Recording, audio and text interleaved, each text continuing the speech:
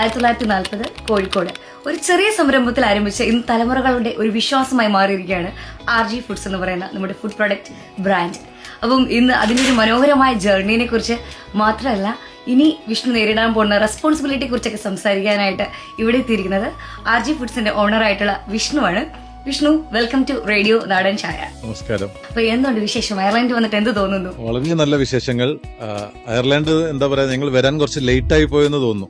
കാരണം അത്രയും നല്ല മാർക്കറ്റാണ്, നല്ല സ്ഥലമാണ്, ഒരുപാട് സ്നേഹമുള്ള മലയാളികൾ എവിടെ ഉള്ളതാണോ സ്നേഹമാണ്.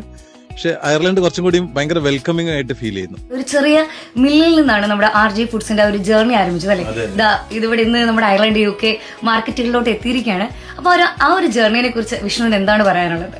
1940 എന്റെ ഗ്രാൻഡ് ഫാദർ ശ്രീ മുടുവിൽ ഗോപാലൻ, എന്റെ ഗ്രാൻഡ് ഫാദറാണ് RG എന്ന പ്രസ്ഥാനം സ്റ്റാർട്ട് ചെയ്തത്. വളരെ ചെറിയ രീതിയിൽ കോഴിക്കോട് വലിയങ്ങാടിയിൽ എള്ളാട്ടി തുടങ്ങി. ഇന്ന് ഏകദേശം 35ഓളം രാജ്യങ്ങളിൽ നമ്മുടെ പ്രൊഡക്ട്സ് അവൈലബിൾ ആണ്. നമ്മൾ നല്ലെണ്ണയിൽ നിന്ന് തുടങ്ങി ഇന്ന് 100+ വെറൈറ്റീസ് ഓഫ് പ്രൊഡക്ട്സ് ഉണ്ട്. നമ്മൾ ഒരുപാട് വർഷം നല്ലെണ്ണ തന്നെയായിരുന്നു നമ്മുടെ മെയിൻ ബിസിനസ്. കേരളത്തിലുള്ള 90% ഓഫ് ആയുർവേദ മാനുഫാക്ചേഴ്സ് RG ആണ് യൂസ് ചെയ്യുന്നത്, അവരുടെ തൈലങ്ങൾ ഉണ്ടാക്കാൻ വേണ്ടിയിട്ട്. കേരളത്തിലെ മിക്ക അമ്പലങ്ങളും RG ആണ് യൂസ് ചെയ്യുന്നത്. അതുകൂടാതെ പിക്കിൾ മാനുഫാക്ചറിങ്, അങ്ങനെ ഒരു മൾട്ടി ആപ്ലിക്കൻ്റ് ആണ് നല്ലെണ്ണ.